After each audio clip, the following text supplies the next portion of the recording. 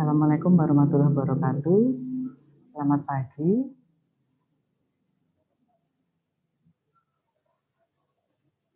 Baik, perkenalkan, nama saya Dwi Mulyani Kusumawati. Saya akan mempresentasikan best practice manajemen PKL di SMK Migasmu Cilacap yang convenient dengan dunia industri.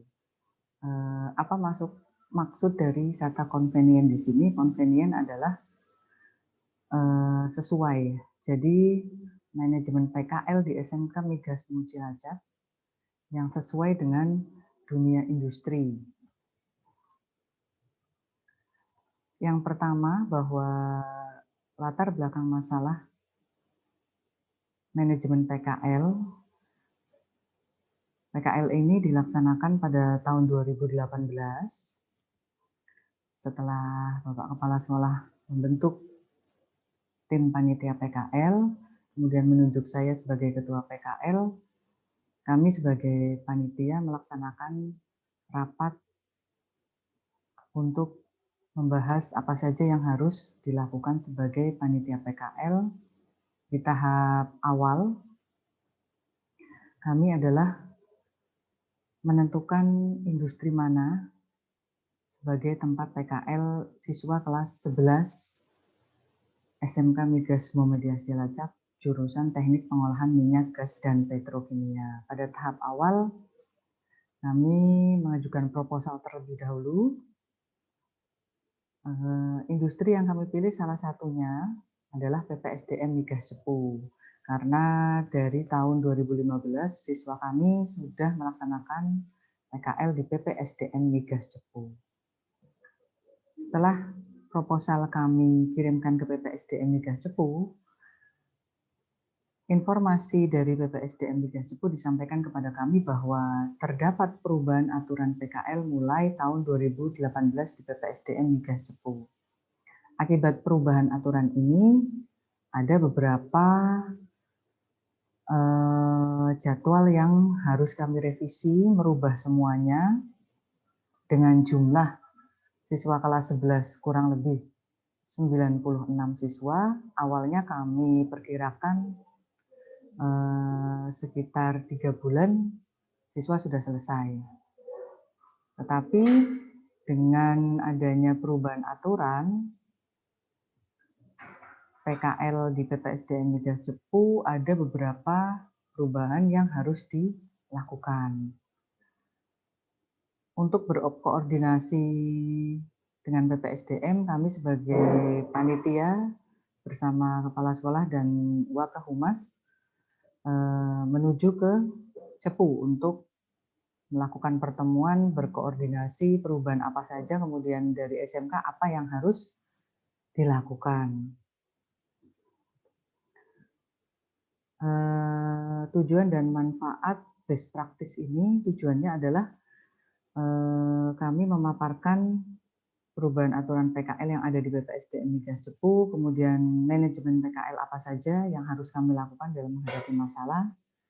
Bagi siswa, manfaatnya dengan adanya perubahan aturan PKL ini siswa lebih siap dari segi ilmu, biaya, kemudian mental, termasuk apa saja yang mereka harus persiapkan.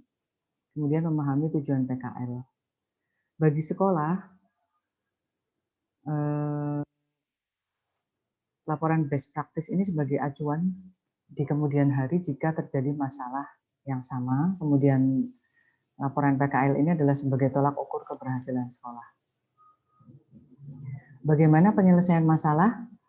Kami panitia beserta Kepala Sekolah dan Wakahumas bertemu dengan pihak PPSDM. Dari pihak PPSDM meminta bagaimana sebetulnya struktur kurikulum yang kami ajarkan di SMK Migas Muhammadiyah Cilacap jurusan Teknik Pengolahan Minyak, Gas, dan Petrokimia.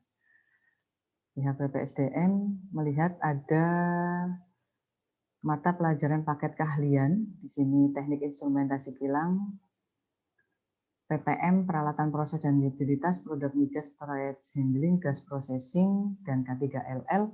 Akhirnya dari pihak PPSDM memberikan penawaran bahwa siswa kami bisa mengikuti diklat PPT, PPC, dan LPM. PPT adalah petugas pengukur tangki, PPC petugas pengambil contoh, LPM adalah petugas penguji hasil laboratorium penguji migas. Kemudian hasil pertemuan dengan PPSDM terjadi kesepakatan bahwa waktu pelaksanaan PKL adalah selama 1 bulan. Durasi lamanya PKL 1 bulan, kemudian jumlah peserta diklat dan PKL dibatasi setiap gelombangnya adalah 20 siswa. Berikut ini adalah surat balasan dari PPSDM Migas Cepu tentang pelaksanaan PKL kegiatan di PPSDM Migas Cepu. Kemudian kendala pelaksanaan PKL ini adalah jarak PPSDM Migas Cepu yang cukup jauh dari Cilacap. Siswa itu berangkat PKL biasanya yang pertama dengan menggunakan kereta api, berangkat pagi sampai stasiun Walikukun, kemudian dilanjutkan dengan naik bis dari stasiun Walikukun menuju ke Cepu. Jadi kurang lebih 12 jam perjalanan. Dengan jarak yang jauh ini membutuhkan waktu untuk kami berkoordinasi dan memantau siswa. Kemudian pendukungnya adalah pihak sekolah, Bapak Kepala Sekolah, dan Waka selalu mendukung kegiatan kami, memberikan solusi apapun masalah. Wali murid kelas 11 juga mendukung dari segi biaya, kemudian memberikan motivasi kepada anak-anak. Kemudian pihak PPSDM Migas Cepu selalu memberikan informasi kepada kami mengenai perkembangan PKL dan aturan yang sekarang berlaku di PPSDM Migas Cepu.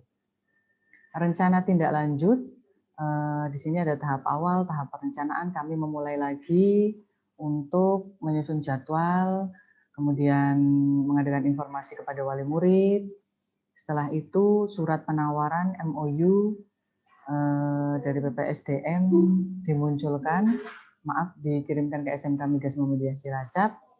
Dengan bekal surat itu kami mengadakan pembekalan kepada peserta PKL, kemudian memilih siswa-siswa yang diberangkatkan PKL. Dasar pemilihan adalah dari administrasi siswa, kemudian ketuntasan tugas dan belajar mereka di semua mata pelajaran.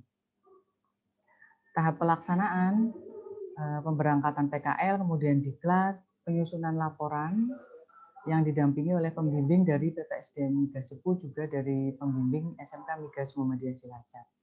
Monitoring siswa selama PKL di PPSDM Migas Cepu dilaksanakan selama 2 kali. Kemudian tahap penilaian ini adalah merupakan gabungan dari presentasi dan laporan PKL. Setelah mereka mengadakan presentasi, nilai keluar, sertifikat diklat dan PKL dari PPSDM Migas Cepu diserahkan kepada siswa.